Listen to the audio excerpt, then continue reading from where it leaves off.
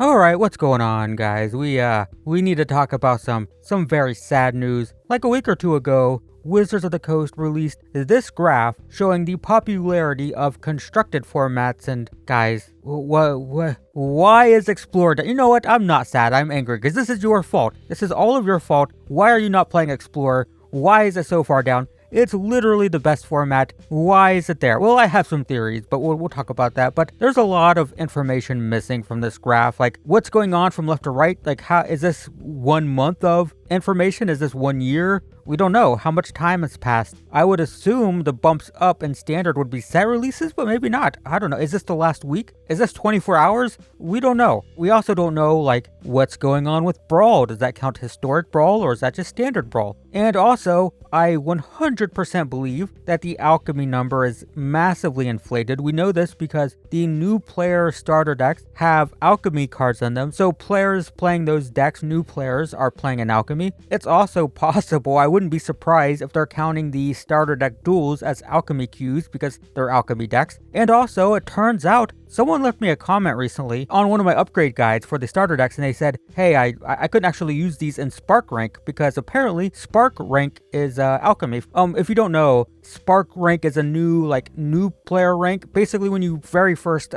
create an account, you get put into Spark rank before you get, released into the wild of like actual rank, and that is alchemy. That you can't you can upgrade your decks, you can build whatever deck you want, but the starter decks are alchemy, and I believe all of Spark rank is alchemy. They said they couldn't use some of the cards I added, and I think they were the rotated ones in alchemy that are still in standard. So yeah, anyway, the alchemy number, it's inflated. We don't know how many people are actually playing alchemy because that number's it's getting a little bit of extra care pushing it up, and even with that extra care, it's still fourth. But Explorer, guys, why is Explorer so bad? Why is it all the way down there? Why is it the worst format? Probably the second worst format below alchemy, if we're being real, but still worse than historic, worse than Brawl. That just makes me sad. I've seen people say on like social media that it's wild cards, right?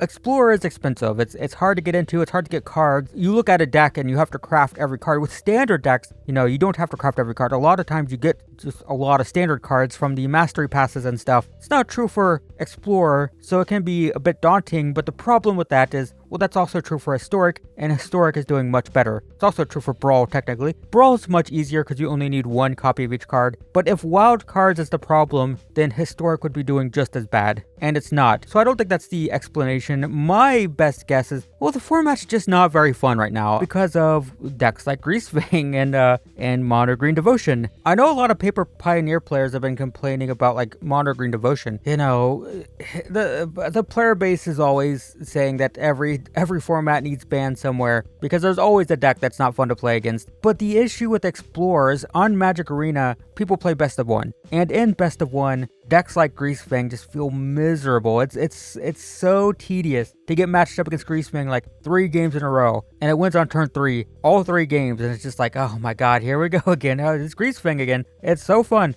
And Greasefang, by the way, is not that toxic in best of 3 because you can just put Graveyard Hate in your sideboard and you can just completely hate it out in games 2 and 3. It's fine. But in best of 1, you don't have that luxury, so it just gets to go do its thing every single time, and there's nothing you can do about it. So I have said, I don't know if Greasefang is bannable in best of 3, but in best of 1 specifically, I definitely think it needs to be dealt with. It is, in my opinion, killing the format. It kills my enthusiasm for the format. I don't want to queue Explorer in my free time. I play it on the channel. I don't know when this is going up, but I have a Bant Spirits deck either up recently or coming up soon. But when I'm not recording, like, do I really want to go play against Greasefang for, half an hour or an hour or whatever? And the answer is not really. I guess I should be playing more best of 3 Explorer. Best of 3 Explorer is probably great, but best of 1 seems to be how most people play, specifically on Arena, and best of 1 Explorer just sucks. It sucks. It's I do it for recordings because I think for videos, best of one just makes sense. I don't want to get locked into a best of 3 match for half an hour against like a control deck. I want to like post a 20 to 30 minute video and in 20 or 30 minutes play against like 5 or 6 different decks ideally. And I think best of one is great for content creation, for people making YouTube videos. I also think it's great for like mobile players or people who just want to jump on the game and play for like 10 minutes or whatever. Right? Best of one's, it has its place, but competitively, best of one has a lot of problems, and one of those is like combo decks running wild, right? We've had that with the Nexus of Fate decks where they were not terrible in best of 3 and like real life competitions, but in best of 1 it was like so bad. And the same is true with that Tybalt's Trickery deck where literally no one would play that in best of 3 because it was unplayable. It won like 1 out of 5 games, but you would just grind game because you'd only play like one turn, right? So you just lose, and then get a win. Lose, get a win. So for best of 1, it was just everywhere, and it was annoying as crap because you couldn't play the game because, you know, someone would either play one turn and quit or they'd combo off and win. So it sucked, but no one would play that in best of 3 because it's impossible to win. And I think that's just the whole problem with Explorer is the entire format is just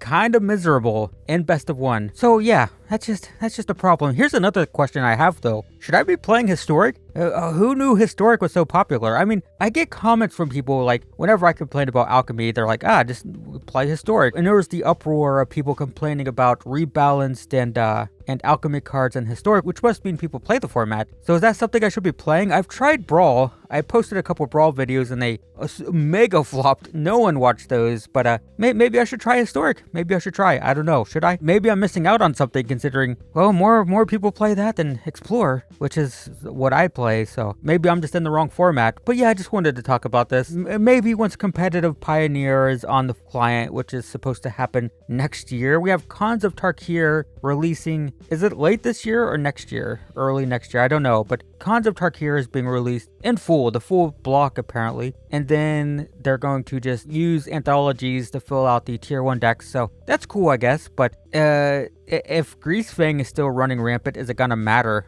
That's my question. So yeah, I don't know. I don't have a big conclusion here other than it sucks that Explorer is so low on this graph, but it's also understandable considering just the state of best of 1 in that format. So let me know what you think, of course. Let me know if you want to see me play Historic. Maybe I'll post one video just to see what the formats are like. I don't know. But yeah, that's all. Thanks for watching, and I will see you in the next one.